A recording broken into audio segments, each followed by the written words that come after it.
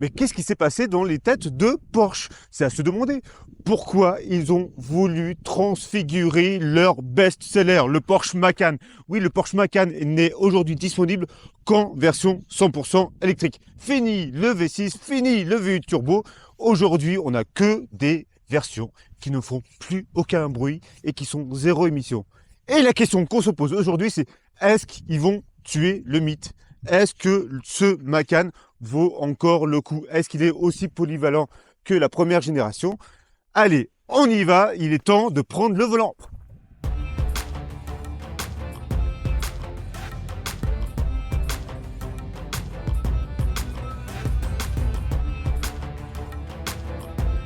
La bonne nouvelle, c'est qu'en passant d'une génération à l'autre, Porsche n'a pas sacrifié son aura pour la fée électricité. On conserve les lignes de la première génération de Macan. On retrouve donc ces fameuses ailes galbées sur le capot, ce capot plongeant, des optiques très Porsche et d'ailleurs très proche Taycan avec le faisceau à 4 feux. Et vous avez là ces courbes très sensuelles qui parcourent toute la silhouette. Bref, vous reconnaissez le Macan. Par contre, il y a quelques différences, on va faire le point tout de suite.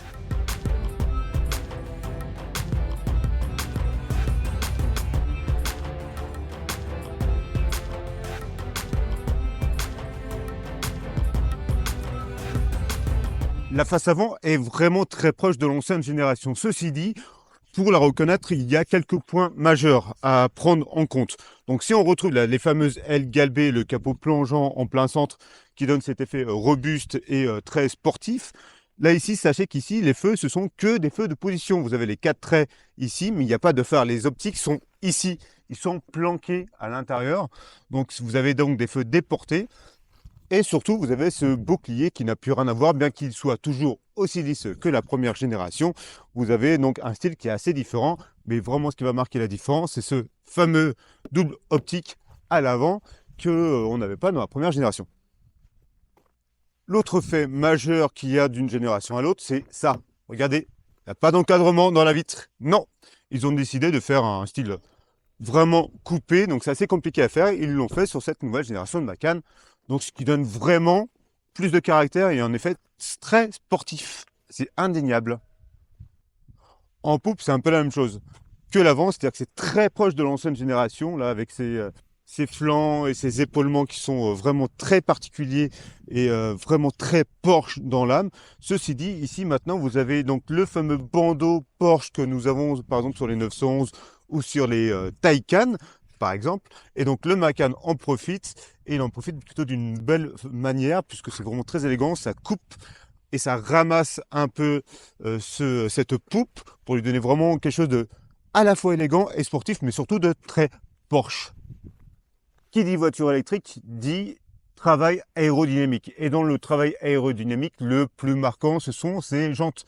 Ce sont des jantes pleines.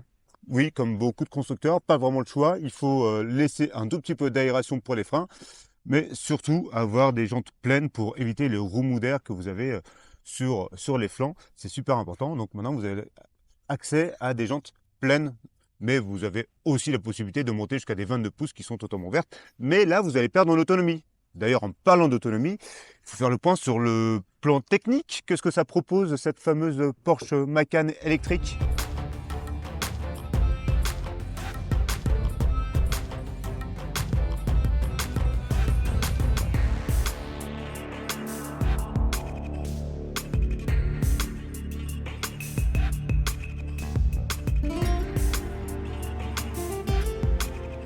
Ce Macan 100% électrique cache une batterie dans son châssis, quoi de plus classique. Et si là, vous avez le droit à une batterie, mais pas n'importe laquelle, une batterie de 100 kWh brut et à peu près 95 net utilisables, ce qui en fait l'une des plus grosses batteries du marché.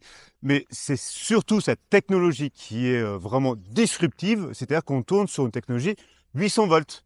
Oui, c'est les fameuses batteries qui permettent de se recharger plus vite que l'éclair.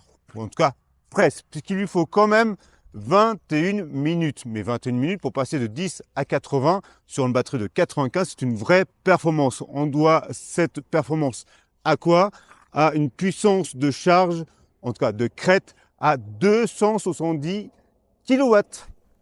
En dehors de cette batterie à technologie 800 volts qui se recharge vraiment très vite, vous avez des moteurs. On est chez Porsche, on n'a pas n'importe quoi comme proposition.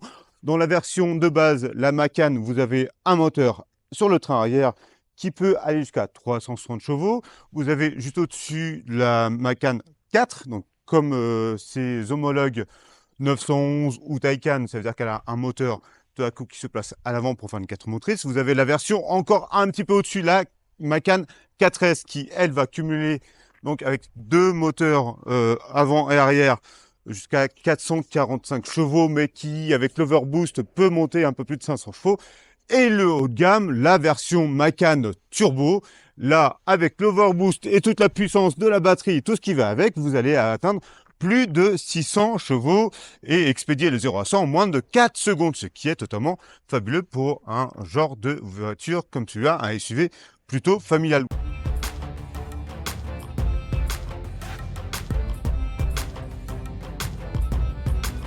Même s'il est devenu électrique, ce Macan, il reste un SUV familial, plutôt confortable. Grâce à quoi? Grâce surtout à ces suspensions pneumatiques en option qui sont juste fabuleuses, qui sont capables ici au Maroc de gommer des imperfections de tous les côtés. C'est juste génial, c'est une option qui coûte un peu cher, mais qui est vraiment une option que moi je choisirais en premier dans le catalogue des options, qui est plus grand que mon bras dans le catalogue et qui permet de faire exploser les tarifs de ce Porsche Macan comme toutes les Porsche. Souvenez-vous que le Porsche Macan commence avec cette version Macan Propulsion à 83 000 euros.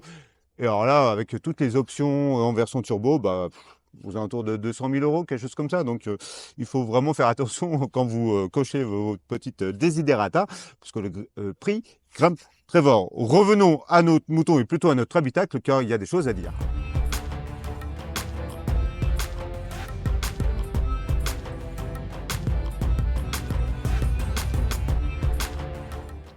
Et oui, il y a des choses à dire, puisque cet intérieur de Porsche Macan, c'est plutôt quelque chose d'assez sympa.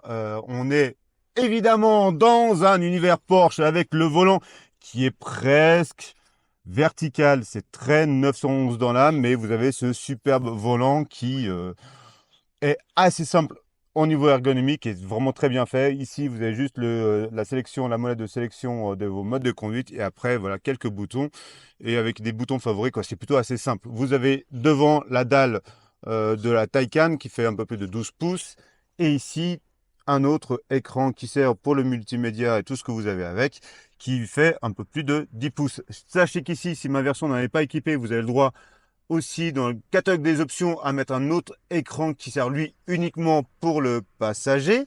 Et d'ailleurs, vous n'avez pas, en tant que conducteur, la vue sur cet écran, ce qui permet par exemple de mettre YouTube, de mettre d'autres applications, de faire des jeux, des choses comme ça. Donc, ouais, c'est la nouvelle tendance. Est-ce que ça sert? Je ne sais pas, mais j'ai jamais trouvé vraiment l'intérêt de ça.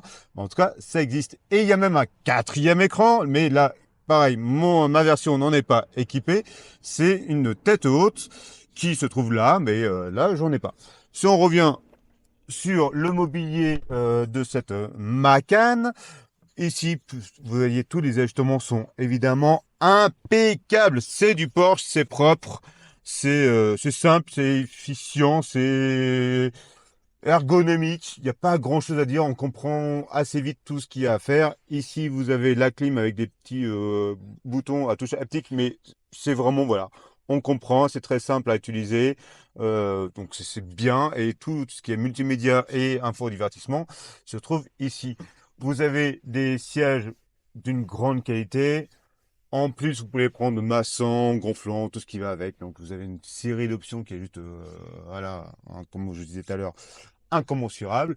Vous avez aussi la possibilité d'avoir un toit ouvrant, panoramique et ouvrant, qui est vraiment très grand. Et l'espace à bord est plutôt assez bien foutu. Qu'est-ce qui se passe à l'arrière? Eh bien, à l'arrière, on s'y sent plutôt bien. On n'a pas de problème de garde-toit, on n'a pas de problème non plus avec des genoux 1m80, 1m80. Et encore là, le siège est reculé parce qu'il y a la fonction automatique qui vous accueille. Voilà, on est plutôt pas trop mal. C'est évidemment pas la meilleure place, parce qu'une Porsche, ça se conduit surtout. Et bah là, voilà, c'est tout à fait raisonnable, ça le fait, donc c'est plutôt bien. Voilà, sans plus, mais c'est bien. Mm. Par contre, ce qui est très bien, c'est ce qu'il y a juste derrière. La première difficulté pour ce fameux coffre, c'est de trouver le bouton. Attention, il n'y a pas de trappe ici. Vous avez un petit bouton juste à côté de la caméra, faut pas vous tromper, qui est ici. Par contre, en dehors de cet effet ergonomique qui est, bah, voilà, il faut le savoir, après ça reste assez simple. Ce qui est intéressant de savoir, c'est qu'ici, vous avez un coffre, l'un des plus grands de la catégorie. Vous avez 540 litres, c'est plutôt pas mal et c'est surtout beaucoup plus que la version thermique. Vous avez des trappes de tous les côtés. Et ce qui est bien, c'est que vous n'avez pas les câbles dans le coffre de 540 litres. Bah oui, pourquoi? Parce que vous avez un frunk, un coffre à l'avant de plus de 80 litres qui vous permet de mettre câbles et même valises de cabine ensemble. C'est l'un des plus grands. Donc en tout, on est quand même à un peu plus de 620 litres de rangement, ce qui fait vraiment quelque chose de bien pour une Porsche et pour une voiture familiale de ce gabarit. C'est plutôt pas mal ça. Donc il y a vraiment de l'espace dans cette Macan. Mais est-ce que les sensations de conduite sont dignes d'une Porsche? Alors autant vous dire dès le départ, j'avais pas envie de l'aimer cette fameuse Porsche Macan électrique. J'avais tellement apprécié l'ancienne génération et surtout la version S avec le V6 qui était vraiment une arme redoutable, capable de tout faire. Et bah sachez que bah, c'est un peu la même histoire là. Malheureusement, je suis obligé d'admettre qu'ils ont fait un boulot extraordinaire avec cette Porsche Macan électrique. Je l'aime, oui, je l'aime. Alors pourquoi je l'aime? C'est parce qu'elle est capable vraiment de gommer toutes les aspérités. Là, quand on prend les suspensions pneumatiques, je vous disais tout à l'heure, c'est vraiment fabuleux de confort. C'est vraiment génial. Dès que vous mettez le mode sport, hop, tout ça se rigidifie et ça devient une vraie petite sportive. Et surtout la position de conduite très Porsche, on y est, c'est vraiment juste génial à conduire. C'est ça le plus intéressant.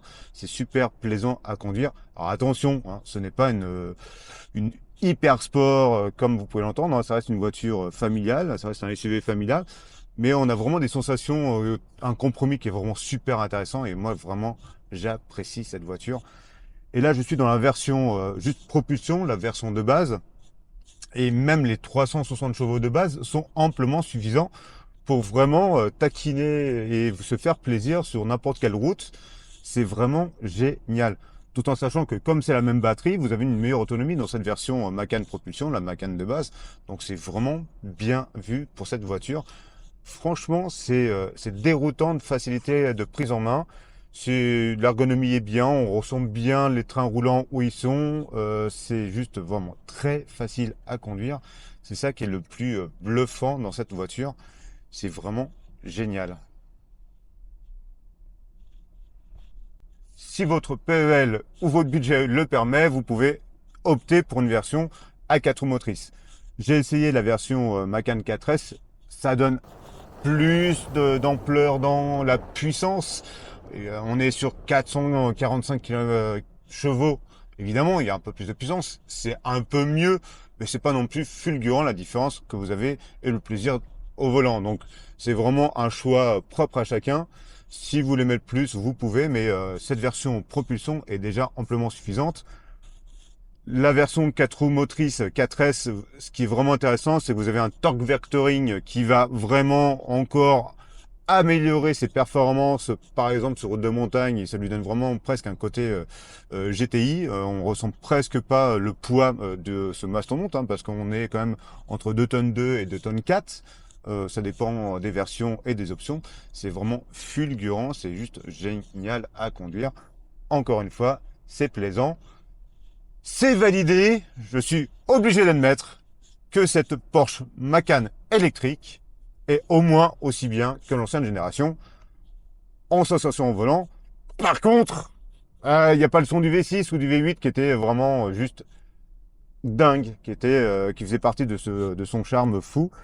Bah, va falloir admettre que bah voilà, c'est des nouvelles générations, c'est de l'électrique. Malheureusement, on va perdre ce petit truc. Mais sinon, sur tout le reste, ça reste vraiment une Porsche. Ils ont vraiment réussi à garder toutes les sensations. C'est juste génial.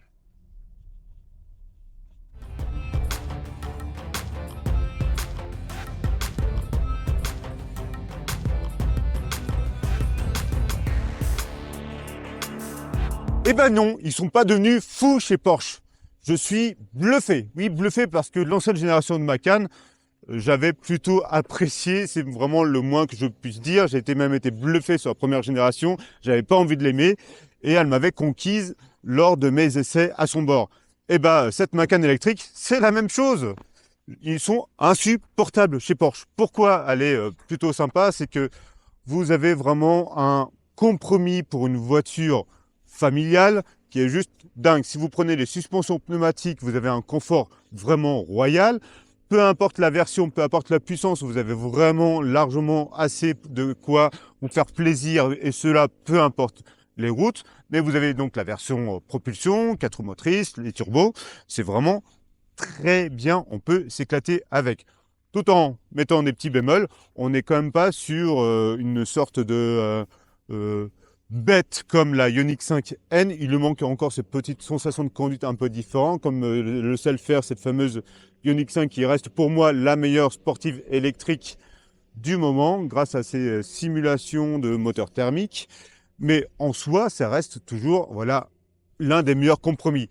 Et pourquoi c'est l'un des meilleurs compromis en électrique? C'est grâce à cette fameuse batterie 800 volts qui permet de recharger très rapidement. Souvenez-vous, on est sur une moyenne de 10 à 80 en 21 minutes grâce à une puissance de crête aux alentours de 270 kW, à peu près de 10 à presque 50%. Une courbe de recharge qui est assez flat, qui tombe et qui reste plutôt pas mal. Donc 21 minutes seulement, c'est l'une des références, surtout pour la taille de cette batterie. Par contre, sachez qu'elle consomme beaucoup. Ça reste quand même un SUV et un SUV plutôt assez lourd. C'est l'un des gros problèmes que je vais avoir, c'est qu'elle va surconsommer. On est sur une moyenne de 22 en moyenne, ce qui va nous donner une autonomie de 400 km, 450 km, alors que sur ma version normée, on est un peu plus de 600. Sachez que ça va être très compliqué, on n'a jamais réussi à descendre en dessous des 20, peu importe les situations. Donc ça, par contre, c'est un vrai point négatif sur cette voiture, et ça sera le seul que je vais garder, et je vais m'arrêter là, parce qu'il me reste encore une demi-journée pour rouler, et ben j'ai trop envie de rouler, quoi. Eh oui, je vais vous laisser.